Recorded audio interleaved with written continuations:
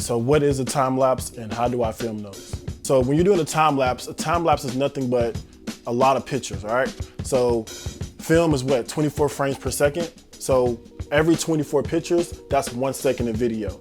Or if you're shooting 30 frames per second, every 30 pictures is 1 second of video. So if you want a 5-second time lapse, you're gonna need about like, what's 24 times 5?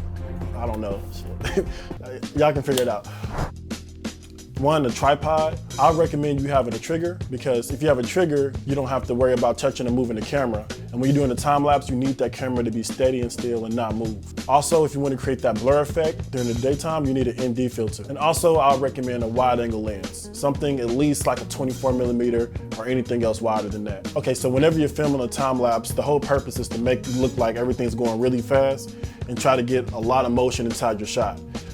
That's why I wouldn't recommend using like a tight focal length, like a 50mm or 70-200, because you ain't gonna be able to see a lot of stuff going on. And so whenever you have a wide angle lens, you're able to capture a lot more. So when you frame your shot, what you wanna do is you wanna try to find any type of place. Personally, I like doing like intersections or freeways or anything that has a lot of motion going on, because you have cars going by, you have lights going in and out, you have people walking. What I recommend is set a really high aperture, all right? So you wanna have aperture at least probably like f12, f14, as high as you can go.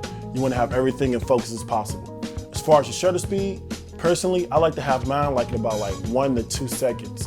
When you have it like in 1 to 2 seconds, I know it's a long shutter, but if you add an ND filter to that, that's how you get that motion blur.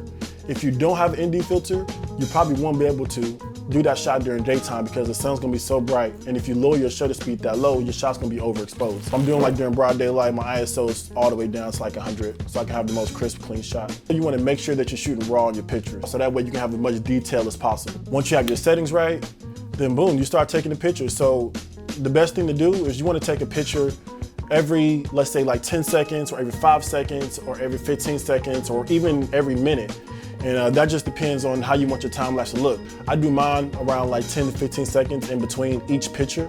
So what I'll do is I'll have a stopwatch on me, or I'll use my watch and I'll like count to 10. Then like after it hit every 10, 15 seconds, I'll hit the shutter. You wanna make sure that the camera's not moving. If you like kick the tripod, or it moves, the time lapse is ruined, you got to start over. Then next step is importing the footage. Next step, what I do is I bring all my pictures into Photoshop Raw. So when I'm in Photoshop Raw, I do very little color correcting, just like maybe if I need to adjust the temperature, or maybe I want to raise the sharpness up a little bit, or slightly adjust the contrast or the highlights. The next step is you want to import them into Premiere Pro. With Premiere Pro, they make it super easy for time lapses. So all you have to do is go to import footage, click on the first picture from the time lapse, then there's the options tab, and then you click on image sequence, I believe it says. So you click that box that says image sequence, click OK, and it imports all your footage already into a time lapse. You drag it onto the timeline. Then from there, if you want to add a little stabilizer to it, I would. But other than that, man, that's pretty much it. I hope this helped you guys, and let me know if you guys have any questions in the comments. Peace.